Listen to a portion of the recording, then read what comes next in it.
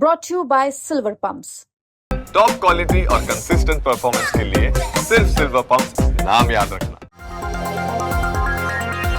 आप जैसे कह रहे हैं डबल इंजन की, तो आप तो ये इम्प्लीमेंट करा ही सकते हैं। आप मानिएगा तब ना, इसीलिए हम कहते हैं, इसीलिए अब बात बहुत अच्छा निकाल दिए।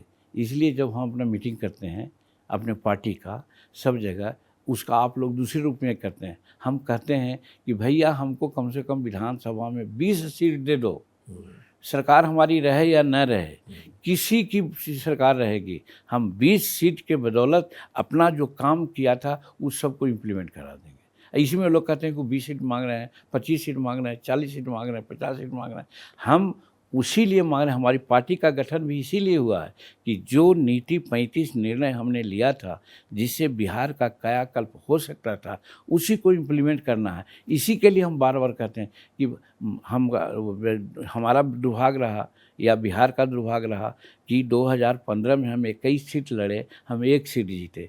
अगर हम 10 सीट भी जीत जाते तो हम नरेंद्र मोदी जी के आभारी हैं, वो हमको मुख्यमंत्री बना देते।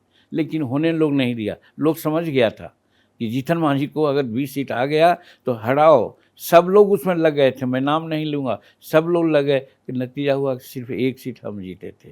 तो इसीलिए मैं कहता हूँ, सबसे हाथ जोड़ता हूँ कि अगर हम सही था कि 2 महीना 4 महीना रह जाते और तो अच्छा काम कर जाते। आज हमारे सामने गया में बहुत बड़ी समस्या है। निरंजना नदी एकदम सूखी है, कहा जाता है कि उसका अभिशाप है। नरेंद्र मोदी ने, हमारे नीतीश कुमार जी ने बहुत अच्छा काम किया कि गंगा से एक योजना बनाया कि वहाँ पानी लाएंगे। 6,000 करोड़ रुपया खर्च होना है, 47-48 करोड़ रुपया खर्चा हो गया। हम कल ही पार कर रहे थे, नदी सूखी है। और हम किया था कि सोन नदी से हम पानी ले जाएंगे, घोड़ा घाट में गिराएंगे और बीथों में बांध बांधेंगे और पानी सतत गिरते रहेगा और उसे बाएं दाएं जो नहर निकलेगी उधर मुकामा टाल तक ले जाएंगे और इधर जहानाबाद तक ले जाएंगे। दोनों का लाखों एकड़ ज़मीन पटेगी और गया में मेरीन ड्राइव चलेगा मात्र 700 करोड़ में। वो नहीं हो सका। मेरा कहने का मतलब है कि यही हम चाहते हैं कि अगर ये मौका हमको मिला और ये चीज़ करेगा तो ये सब चीज़ तो करवा ही देंगे। आज हम भारत सरकार में मंत्री हैं नरेंद्र मोदी जी की कृपा से, तो हमारा प्रयास चल रहा है। कल ही डिक्टेशन दिया है और प्रधानमंत्री को भी लिखा है, आज ही कल उसको दस्तखत करेंगे कि इस लाइन पर काम कीजिए तो बिहार का कल्याण हो सकता है। तो हमारे सामने कोई चीज़ नहीं, सिर्फ अब यही है, चूँकि अब 80 वर्ष भी हो गया और एक मजदूर का बेटा जिसका पिता 1.5 शेर मजदूरी के लिए दिन भर हल जोतता था, जिसकी माँ 7 बजे से लेकर के 1 बजे तक निहुर करके बरसात में धान रोपती थी और फिर 2 बजे के बाद 7 बजे तक धान रोपती थी, 2 शेर कच्ची मजदूरी लेकर के आती थी, उसका बेटा हम यहाँ आ गए तो ये प्रभु की कृपा है। और उसके बाद हमारा भाई इंस्पेक्टर था, चाहे जैसे भी हो, बेचारा चोरी किया हो, जैसे भी किया हो, 5 एकड़ ज़मीन बना लिया है, घर बना लिया है गया में, महाकाल में, और हम मुख्यमंत्री थे तो आवास बोर्ड से पटना में मकान बना लिया। आज अगर हम रिटायर भी करेंगे तो हमको 2 लाख पेंशन मिलेगा। तो हमको क्या चाहिए? हमको सब कुछ मिल गया। सिर्फ और सिर्फ यही चाहते हैं कि जो बिहार के लिए कर सकें, गया के लिए कर सकें। हम भगवान से प्रार्थना करते हैं कि भगवान शक्ति दीजिए, और लगता है कि भगवान ने हमको शक्ति दी। नरेंद्र मोदी जी को उन्होंने प्रेरित किया और नरेंद्र मोदी जी ने हमको 1 MP जीतने के बाद बहुत से 6-7 MP जीते हुए हैं, कोई मंत्री नहीं है। जीतन मांझी 1 MLA MP जीता और उसको MSME ऐसा विभाग दिया है। तो हमको लगता है कि जो हमारे जो कम कुछ काम छूटे हैं उसको करने का मौका दे रहे हैं और वो मैं करने का प्रयास करूँगा। नहीं, तो आपने कहा कि 2015 में आप मुख्यमंत्री बन जाते, लेकिन आपका एक ही विधायक आया, तो ऐसा कोई प्रधानमंत्री की तरफ से या बीजेपी की तरफ से कोई आश्वासन दिया गया था कि आपको मुख्यमंत्री बनाएंगे 2015 में? था।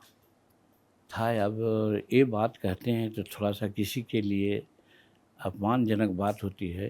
प्रधानमंत्री ने स्पष्ट कहा राजनाथ बाबू को कि मांझी जी के सरकार को समर्थन देना चाहिए। हमको कहा कि मांझी जी जा कर के राजनाथ बाबू से बात कर लीजिए। मैंने राजनाथ बाबू से बात की। राजनाथ बाबू ने कहा, 1 सप्ताह पहले था, वो 19 फरवरी की बात थी, हम 11 फरवरी को मिल रहे थे, 10 फरवरी 2015 को मिल रहे थे। राजनाथ बाबू ने सुशील मोदी से बात किया। उस समय नेता विरोधी दल के वही थे वो, और उस समय की इस कदावर नेता थे, उनको कहा कि मांझी जी का समर्थन होना चाहिए। वो आदमी चले गए। अफसोस है कि 11 को मैं मिल रहा था, 10 को मिल रहा था, 12-13 तक अगर भाजपा समर्थन में आ जाती कि मैं जीतन मांझी की सरकार को समर्थन करता हूं, तो मेरी सरकार नहीं गिरती। लेकिन वो कब समर्थन दिए? 19 को फ्लोर था, 18 को उन्होंने समर्थन का घोषणा किया। मैं हरास हो गया था कि अब नहीं होगा। तो जो भी हमारे साथ थे उनको कहा कि भैया चले जाओ, नहीं तो 10 शेड्यूल में तू फंस जाओगे। इसलिए मैं नहीं हो सका। नहीं, तो आपने कहा कि जो 21 सीटें लड़ी आपने एक ही आया, तो लोग नहीं चाहते थे, तो कौन लोग थे जो आपको हराने अब में? ये मैं नहीं कहूँगा, राजनीति में सारी बातें नहीं कही जाती है, इसको समझना चाहिए। भाजपा के लोग थे या कहाँ के लोग? अब ये भी मैं नहीं कर सकता हूँ।